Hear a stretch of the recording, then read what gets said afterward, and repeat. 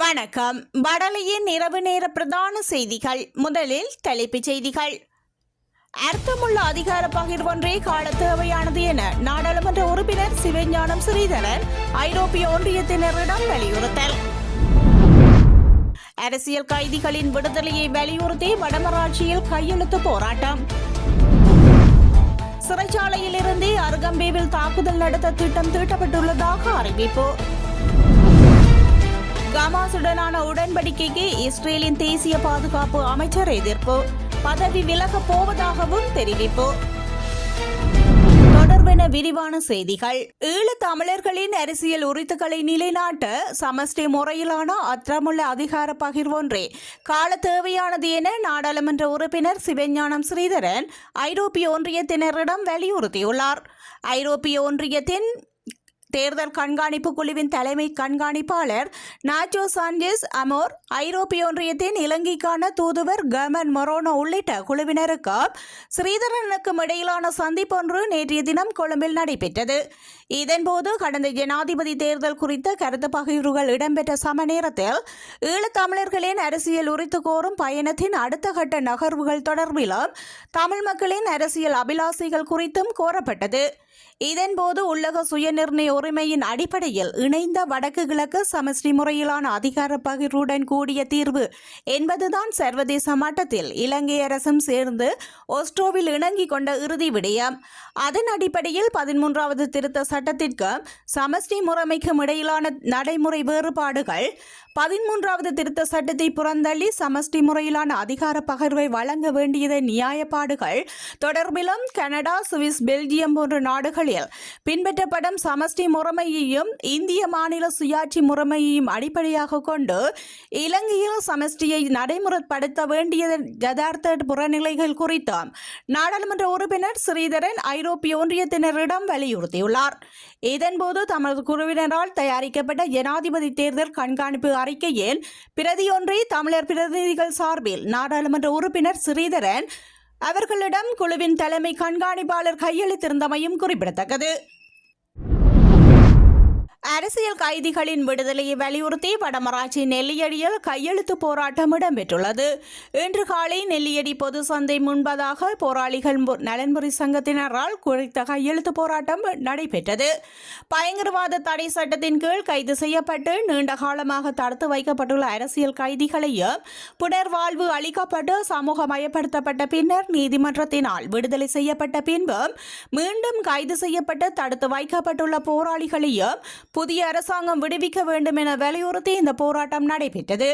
போராளிகள் நலன்புரி சங்க ஏற்பாடு செய்த இந்த குறித்த கையெழுத்து போராட்டத்தில் முன்னாள் நாடாளுமன்ற உறுப்பினர் சிவாஜிலிங்கம், ஜனநாயக போராளிகள் கட்சியின் தலைவர் வேந்தன், போராளிகள் நலன்புரி சங்கத்தினர், பொதுமக்கள் கலந்து கொண்டு கையெழுத்திட்டுள்ளமை குறிப்பிடத்தக்கது.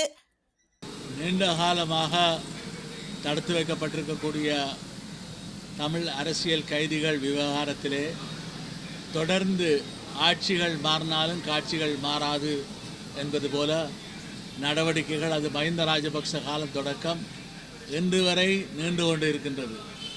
நல்லாட்சி என்று வந்த நாசமாக போன ஆட்சியிலும் அரசியல் கைதிகளுக்கு எந்த விதமான தீர்வையும் பெற்றுக் கொடுக்காதவர்கள், இன்றைக்கு அதன் பின்னர் ரணில் விக்ரமசிங்க ஏதோ வெட்டி விழுத்த போகின்றார் என்று சொல்லி ஆதரவு கொடுத்தவர்கள், சஜித் பிரேமதாசாவுக்கு ஆதரவு கொடுத்தவர்கள் எல்லோருமே இன்றைக்கு பேச்சுக்கள் என்ன நடந்து கொண்டிருந்தாலும் தமிழ் அரசியல் கைதிகள் தொடர்ந்து தடுத்து வைக்கப்பட்டு கொண்டிருக்கிறார்கள் என்ற ஒரு வேதனையான ஒரு நிலைமைதான் இருந்து கொண்டிருக்கின்றது. நீண்ட காலமாக தடுத்து வைக்கப்பட்டிருக்கின்ற தமிழ் அரசியல் கைதிகளை விடுதலை செய்ய கூறி ஒரு கையெழுத்து போராட்டம் ஒன்று நடைபெற்று வருகின்றது. வடக்கு கிழக்கு ரீதியாக அந்த கையெழுத்து போராட்டம் நடைபெற்று கொண்டிருக்கிறது. அந்த வகையிலே இன்று வடமராட்சி நெல்லியடி நகரிலே இந்த கையெழுத்து போராட்டம் நடைபெற்று கொண்டிருக்கின்றது.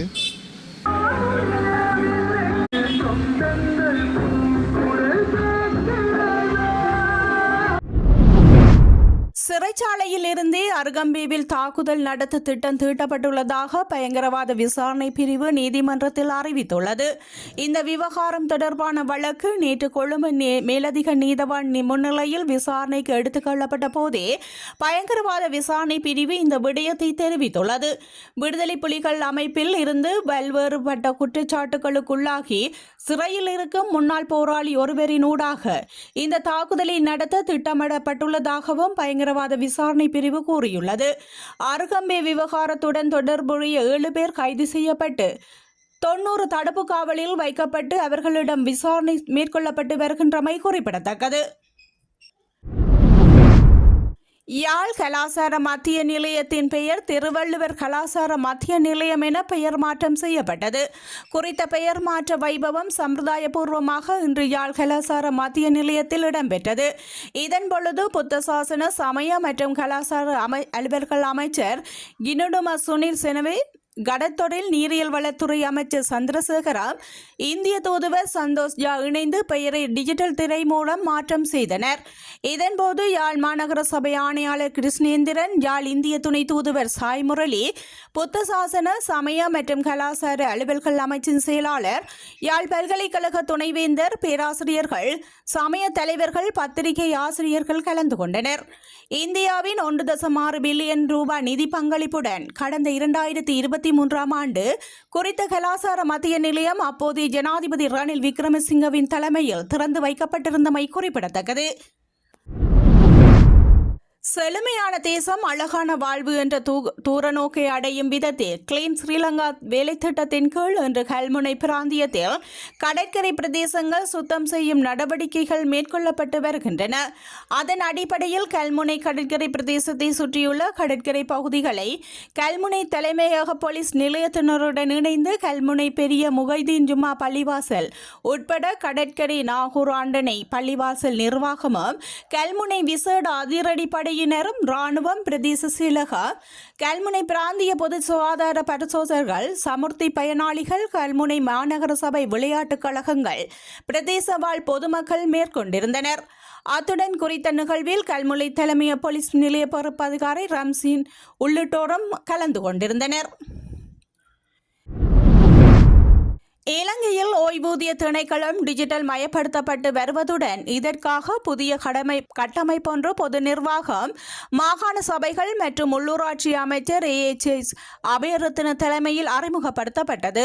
கொழும்பு மாவட்ட செயலக கேட்போர் கூடத்தில் நேற்று வெள்ளிக்கிழமை இதற்கான நிகழ்வு இடம்பெற்றிருந்தது.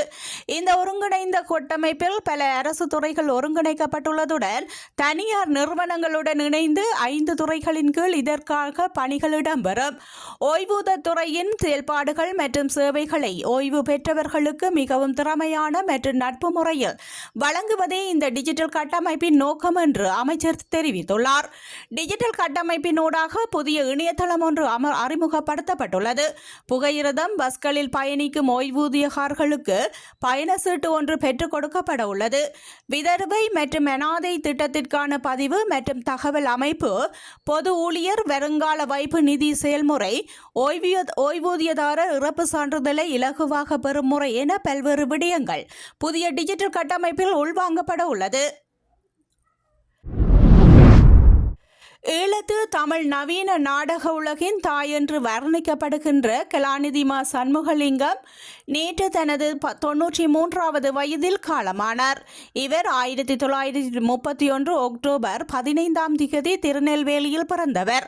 நீர்கொழும்பில் தங்கட்டுவ கிராமத்தின் தன் தந்தை வேலை செய்ய தென்னை எஸ்டேட்டில் வளர்ந்தவர். இங்கு அடிநிலை சிங்கள தமிழ் மக்களோடு வாழ்ந்திருக்கின்றார். ஆங்கிலம், தமிழ், சிங்களம் 3 மொழிகளிலும் புலமையுள்ளவர். 100க்கும் மேற்பட்ட சுய ஆக்க நாடகங்களையும் 60க்கும் மேற்பட்ட மொழிபெயர்ப்பு நாடகங்களையும் தமிழ் நாடக உலகிற்கு தந்த பேராளுமை.